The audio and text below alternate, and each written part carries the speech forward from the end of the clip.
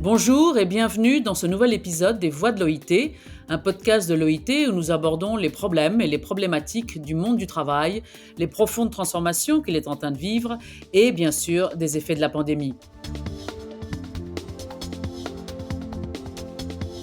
Nous allons aborder le sujet de la diversité dans les entreprises et en particulier celui de l'intégration des personnes en situation de handicap, de la nécessité de faire mieux et plus pour leur offrir des débouchés professionnels et de trouver des solutions profitables tant aux entreprises qu'aux personnes handicapées. Aujourd'hui, nous allons parler de ce sujet avec Gabriel Tremblay, qui est directeur général du groupe TAC au Québec. Merci Gabriel d'être avec nous. Je suis très content aussi d'être avec vous. Alors, fondé en 1979, le groupe TAC favorise l'intégration socio-professionnelle des personnes qui vivent avec des limitations, des personnes en handicap. Il emploie plus de 500 personnes, dont 70% vivent avec une limitation. Alors, Gabriel, avant de nous raconter ce que fait le groupe TAC, racontez-nous un petit peu votre parcours, parce que je sais que ça fait très longtemps que vous vous occupez des personnes avec handicap. Et racontez-nous un peu comment vous en êtes, vous avez décidé de vous dédier à ça. Ben, effectivement, ça va trahir mon âge un peu. J'ai débuté ma carrière au gouvernement fédéral ici au Canada. Puis, après 5 ans, j'ai réalisé que je n'étais vraiment pas à ma place. C'était ma résolution du 1er janvier 1989 de quitter le gouvernement. Ah, vous vous souvenez vraiment de la date? C'est vraiment un moment important pour vous? C'était une résolution du nouvel an. Puis, je savais pas trop qu'est-ce qui allait me passionner. Puis, je vois dans le journal local, dans une petite localité de l'Est du Québec, le directeur, une offre d'emploi de directeur général d'une entreprise adaptée à Montjoly. Et j'ai dit, oh, wow, c'est ce que je veux, faire des affaires à des fins sociales. Ce qui fait que j'ai posé ma candidature, puis ils m'ont fait confiance. J'avais 26 ans à l'époque. Et quel wow, dès le jour 1, je me suis rendu compte que j'étais déjà à ma place. Mais qu'est-ce qui vous a attiré? C'était le challenge? C'était le fait que ça n'existait pas vraiment, je crois, au Québec, ce genre d'entreprise? Qu'est-ce qui vous a attiré? C'est quand même quelque chose de difficile. Oui, ben c'était assez nouveau au Québec. Le modèle des entreprises adaptées était inspiré de ce qui se faisait en Belgique et en France. C'est inspiré par Docteur Lazur ici à Québec, au Québec, s'était inspiré de ça. Donc, les entreprises adaptées, c'était assez embryonnaire. C'était plus des ateliers de travail à l'époque que des véritables entreprises d'économie sociale comme aujourd'hui. Moi, ce qui m'attirait, ben, c'était vraiment probablement j'ai hérité ça de ma mère, de trouver un sens, comment aider l'autre davantage.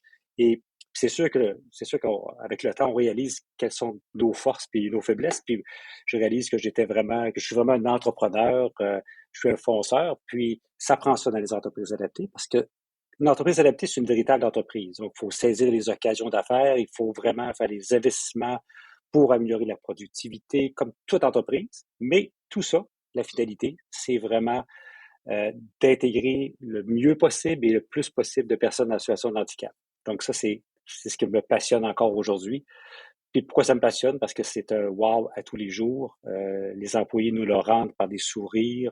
Euh, Quand on respecte des gens qui ont toujours été exclus dans leur parcours scolaire, professionnel, qui ont eu des échecs, et tout d'un coup, dans un milieu comme ici, Groupe TAC, d'autres entreprises adaptées, on leur dit, écoute, on t'accepte comme tu es avec, on leur dit pas comme ça évidemment, mais on t'accepte comme tu es avec tes capacités, même si elles sont limitées. Ben, ces gens-là nous le rendent parce qu'ils se sentent bien en sécurité, se sentent respectés et ça fait un climat de travail formidable. Donc être un entrepreneur, mais aussi aider les autres et c'est donc ce que vous faites, au groupe TAC, depuis, 9 ans maintenant. Le groupe TAC est donc un organisme à but, non lucratif qui s'occupe essentiellement de la sous-traitance. Alors racontez-nous un petit peu comment ça marche? Ben, effectivement, donc, dans mon parcours après, quand j'ai quitté l'entreprise de Montjoly, j'étais quand même 21 ans PDG du réseau des entreprises adaptées, qui compte une quarantaine d'entreprises ici au Québec. Ça m'a permis vous allez comprendre après pourquoi je fais ce détour-là, c'est que ça m'a permis de connaître, ben, je connais l'ensemble des entreprises adaptées au Québec. Je connais aussi, ça m'a permis aussi de visiter plusieurs entreprises en Europe, en Belgique, en France, entre autres.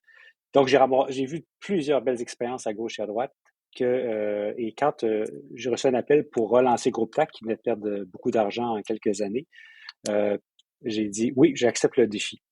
Groupe TAC, à ce moment-là, était dans le secteur du papier, un secteur à décroissance.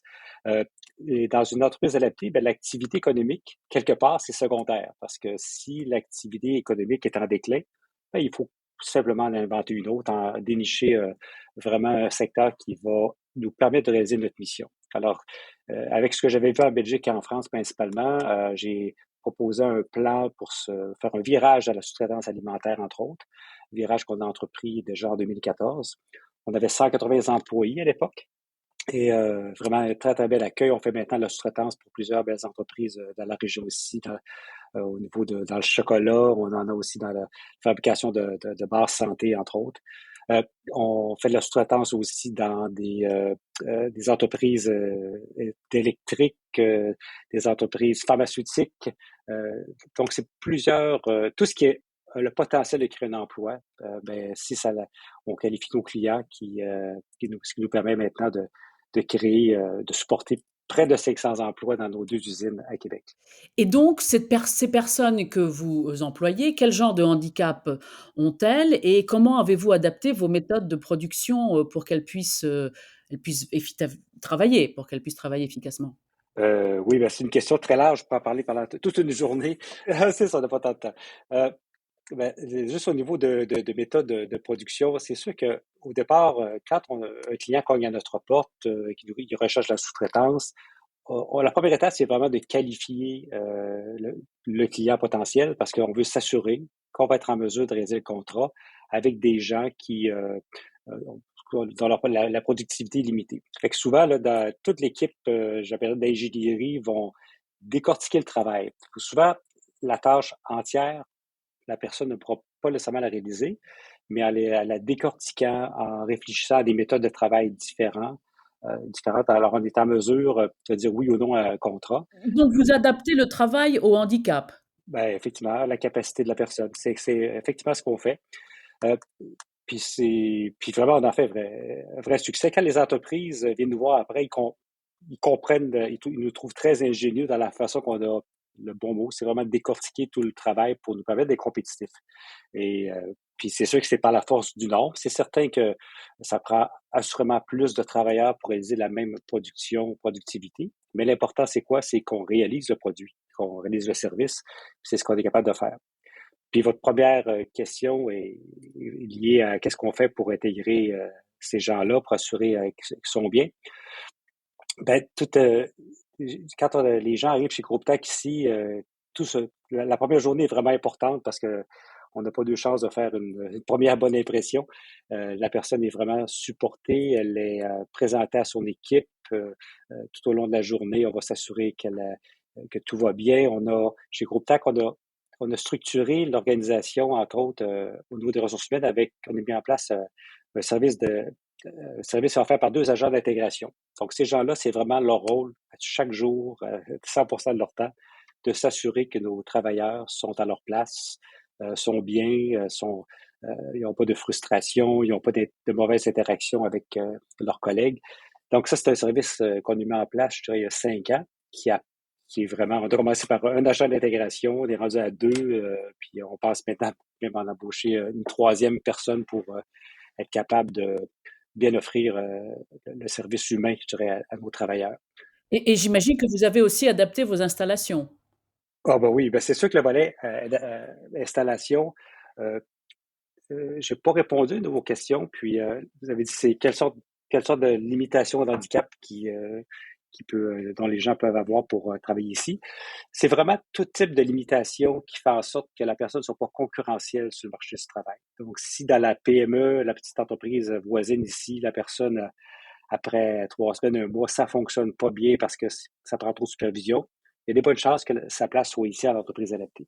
Ce qui fait que quelqu'un, exemple, baccalauréat en administration qui est en fauteuil roulant, ne viendra pas nécessairement travailler chez Groupe TAC parce qu'elle est capable d'être compétitif en entreprise privée.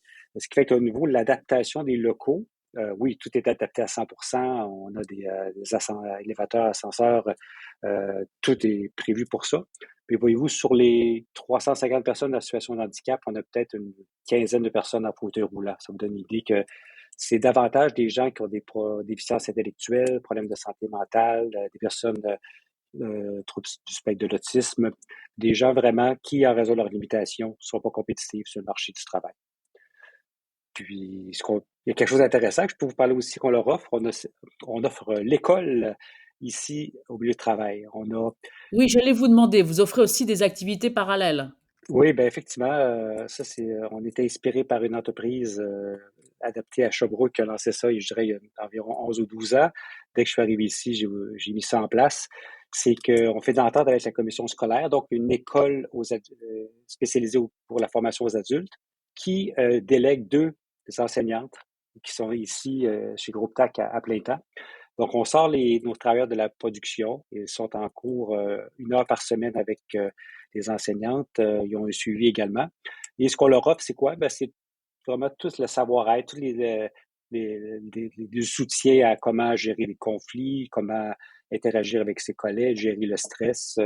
Toutes des petites choses qui vont faire en sorte que on aide justement à grandir, à faire grandir nos travailleurs.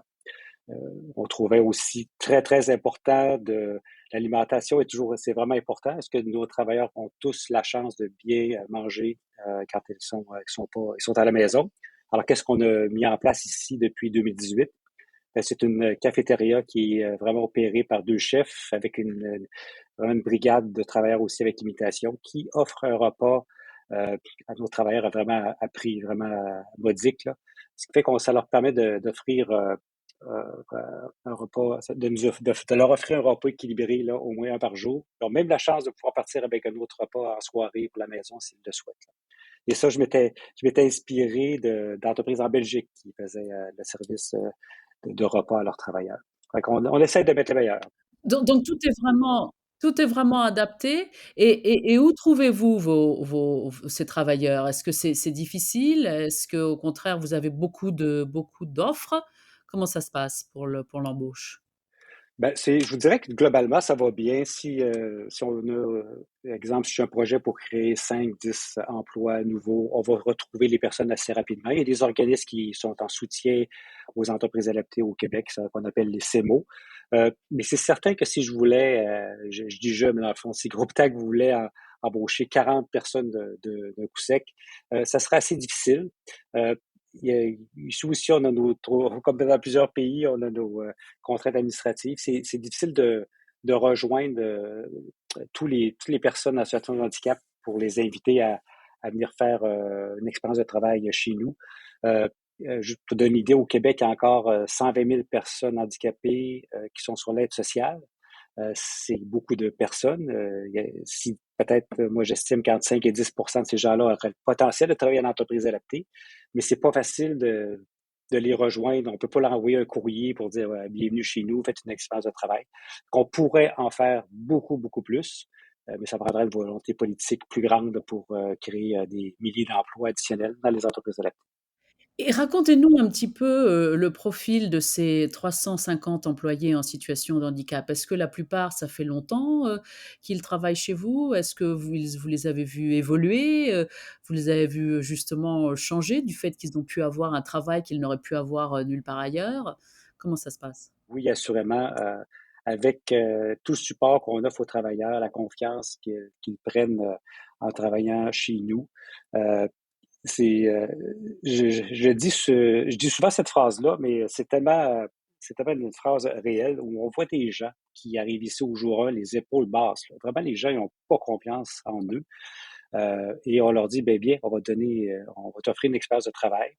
La personne commence à travailler, est en probation, obtient sa permanence.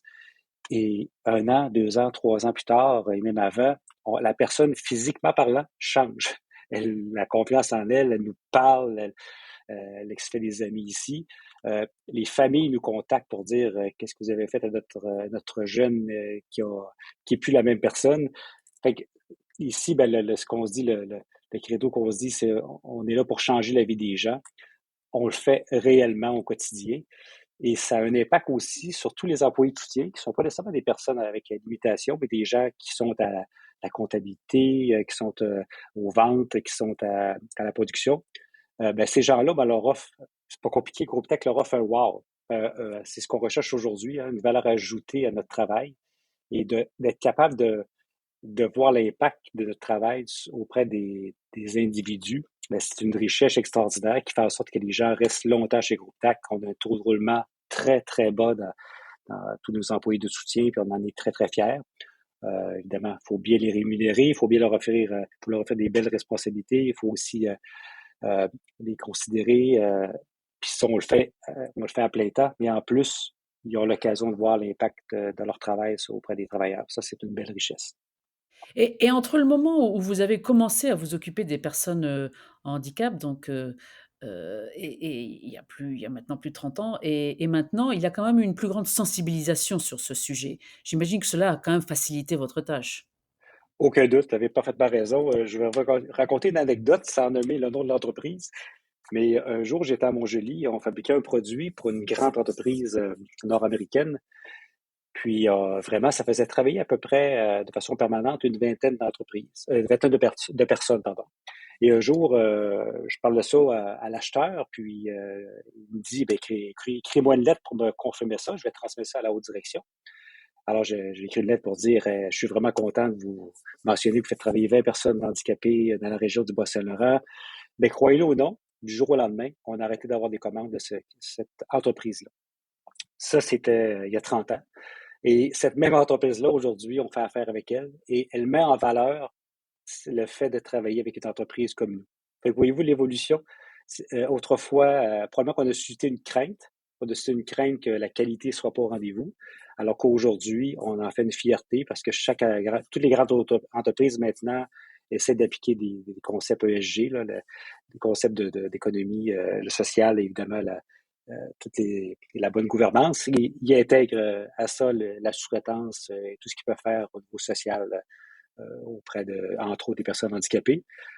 Et avec en tout cas, ici au Québec, au Canada, on vit une rareté de la main-d'œuvre comme jamais, on n'a jamais eu. Le taux de chômage ici dans la région de Québec, c'est à peine 3%. Je me demande si c'est pas plus bas que ça. Et la conséquence, c'est que le téléphone sonne. Plusieurs entreprises ne savent plus quoi faire pour produire. Ils nous demandent de l'aide. Et le téléphone sonne, ça nous donne beaucoup plus de choix pour faire des partenariats. Alors oui, le contexte est beaucoup plus favorable que 30 ans, assurément. Alors même si le contexte est favorable, que voudriez-vous qu'il se passe pour qu'il y ait maintenant des entreprises qui soient plus comme la vôtre? Que faudrait-il? Faudrait-il plus de mesures de la part du gouvernement? Faudrait-il que les gens se rendent plus compte, qu'il y ait plus de facilité? Quelle serait la chose la plus immédiate que vous pensiez qui pourrait faire vraiment avancer les choses? Ben, c'est certain que si j'étais le ministre de l'Emploi au Québec, la première chose que je ferais, je commencerais par dire de fixer un bel objectif, dire exemple, on va créer en 5 ans 2000, 3000, 5000 emplois pour les personnes handicapées. Ça fait en sorte qu'on mobiliserait plusieurs acteurs, tant au niveau de trouver une façon d'attirer les travailleurs, leur dire venez tenter une expérience de travail. On viendrait soutenir des entreprises comme Groupe TAC qui ont des projets de partenariat avec d'autres entreprises. Donc, on serait capable de mobiliser plusieurs acteurs économiques, sociaux, des groupes des personnes handicapées également.